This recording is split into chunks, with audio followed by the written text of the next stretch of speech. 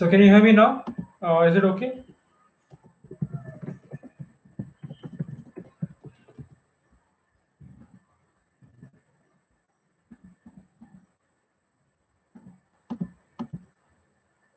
Okay, yeah, sorry for that. There was some problem with the connection. Okay, so as we can see, the correct move was e5 for white, just deflecting the knight from f6. And once he comes out of that square, you just push the pawn. Now he's just deflected from the g8 square. There's no way he can stop white's cheap pawn. Okay, let's just look at the next one. Okay, even this is white to play. The first move is, I think, quite obvious, just knight d2, which just it just completely like forces black to play knight d2 because the alternatives are not good. Knight e5, you just take this pawn, and then you're much faster than black. Your pawn is queening much quicker, and here is not sufficient because you can just take this, and then you're in time to stop black's h pawn. So knight d2 is very obvious, and black's correct reply, the best reply is knight takes d2. And even the second move, I think, is simple here. So what does white do? King b6, pawn to a5.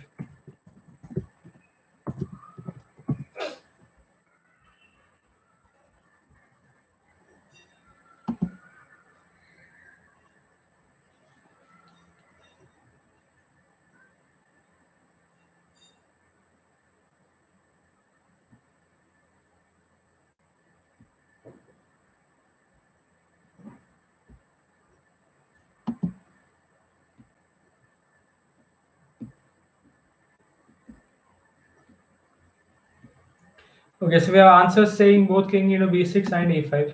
King b6 in this particular position would be a mistake because now white is not quick enough because the king can be put under check, and now whenever you try to queen the pawn, he just has this move, and a6 comes to here. Yeah, and h2, black queens first and covers the square on a8. So this is not good for white. The right way for white to play in this position is pawn to a5. Now he's just aiming to be much quicker than black. So now black has three options here. One is to go h4. One is to just take the pawn. One is to go knight c4. Okay, so let's look at knight c4 first. So now black obviously doesn't take on b6. That would not be a great idea because he has knight d6 there. Goes a6. Yeah, and now knight d6 is just met by king takes pawn. And here white has this very important move, king c5, because directly queening would not have been a great idea since he has knight c8 and then he just push the pawn after taking the pawn on e7. So black has this very important move, white has this very important move, king c5, and now white is much quicker than black. So just b6 and the pawn queens. Once you exchange the queen, this pawn is much quicker than black's pawn, and he just stopped this pawn from queening. So this is not that great for white. Okay. So because this doesn't work, what are the alternatives for white? So the second alternative which he has is h4, but this is not good because yeah, he's short by one tempo. So even though he queens before black, pawn takes pawn. Okay, so now the is obvious. Pawn to a b6, white just queen as quickly as possible. I'd see if given a chance, black would just like to take the pawn b6. So white just continues with his idea. And now knight e5. So the point is obviously you cannot queen because of knight c6, which should just fork the king and the queen. So how does white make progress here?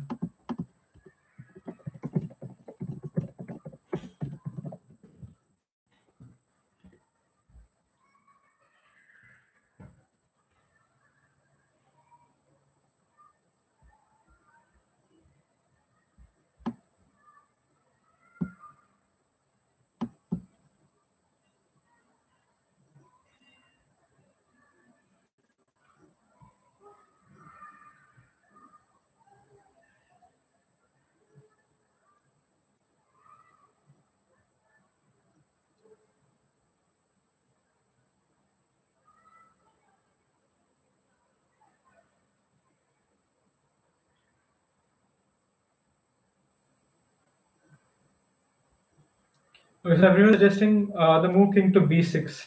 Okay, this is the most natural move for white, but unfortunately for him, this doesn't work in this particular position. The problem is black has this very strong idea, knight d7 check, and now white has to come to c6 because if he comes to c7, black has this very strong move, knight to c5 here. Now the idea is very simple. Once you queen, I just fork the queen and the king. So this is not good for white. Sorry. So he has to go to c6, and now black has this move, knight to b8. And once you go king to c7, he can just push his own pawns with a4. Also, if black wanted to, he could just repeat the position like this with check, but he obviously doesn't want to do that because he's just winning. He pushes his own pawns. Now pawn comes to a4. Let's just see. White has to take the knight. Pawn goes one more square forward to a3. And now, for example, this would be the situation. White queens and also black queens. But in this position, we can see that even though both sides have a queen, black simply has two extra pawns, and his queen can always come back to block any checks. So this would be a very easy win for black here. Okay, so that is why king b6 here is a mistake. The correct move here is, even though it looks very odd, the correct move here is king to b8. So this avoids this idea of knight d7 check. Okay. And now white goes knight c6. If white goes knight c6 to try and stop, then he always just has this. And now the king is just cutting off the black knight from coming to either a6 or c6. And next move, white is I mean sorry, black is sorry yeah, white is just going to queen his pawn. Yeah. So this doesn't work. So what are the other options which yeah, so other option is one more option is a4, but this loses immediately to king c7.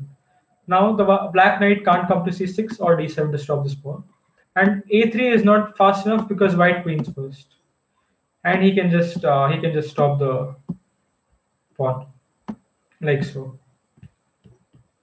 This would not be good. The other option which black has is knight to d7, but here the important move king to c8, and the black knight is attacked. There's no way he can keep defending the b8 square, and if he pushes his pawn, you just take the knight and queen, and white is quicker. So here king c7 would not be good because he has this move, knight to c5. And again, if you queen, he just forks your king and queen. Okay. So this is a very odd and unusual idea of winning like this with king to b8 here, because you're putting your king in front of the pawn. You're stopping your own pawn from queening.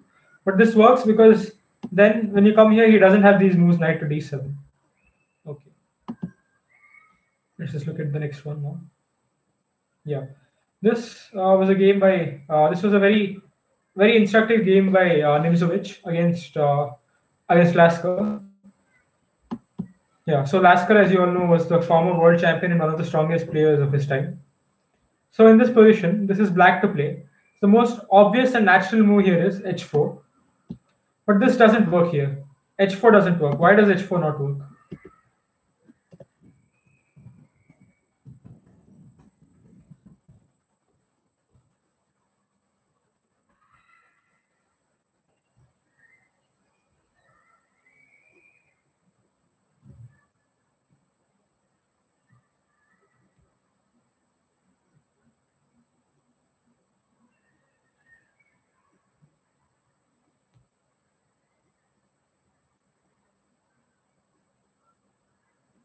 So we have one suggestion of knight f3.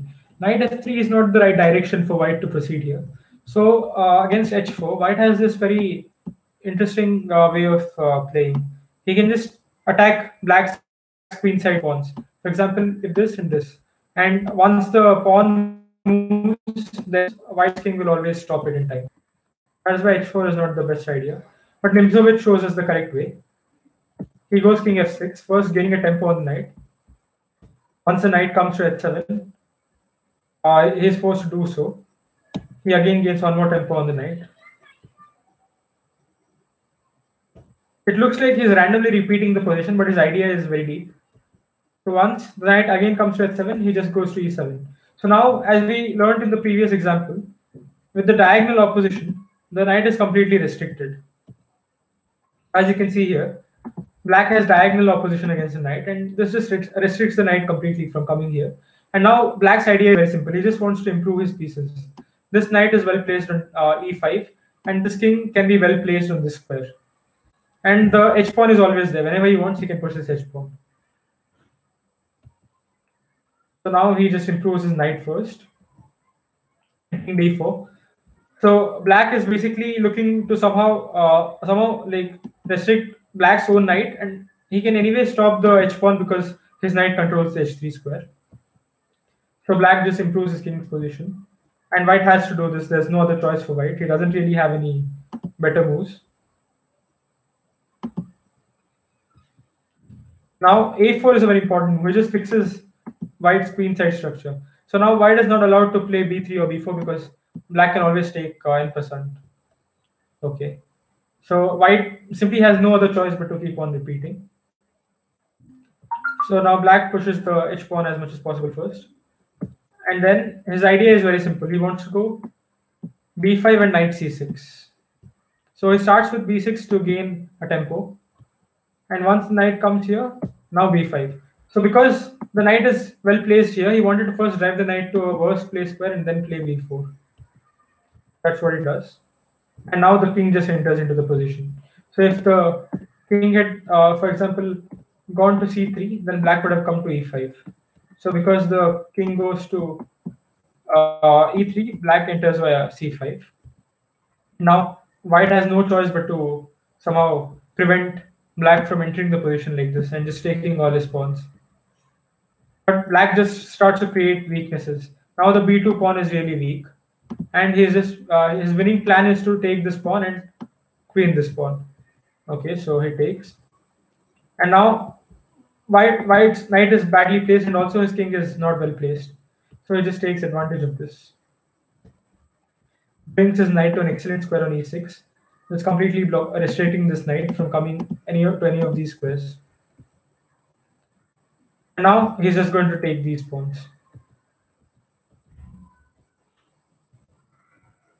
Yeah. So now the king is just completely dominating the knight. The knight is trapped at the edge of the board. Wherever he goes, like he goes here, you just take this knight, and you're in you're in time to stop because this would fade to this, and otherwise you just come here and you stop this one, and black queens his own pawn, and he just wins the game. So this example showed us how to restrict the opponent's pieces and improve your own piece. Okay, so I think we should stop for now.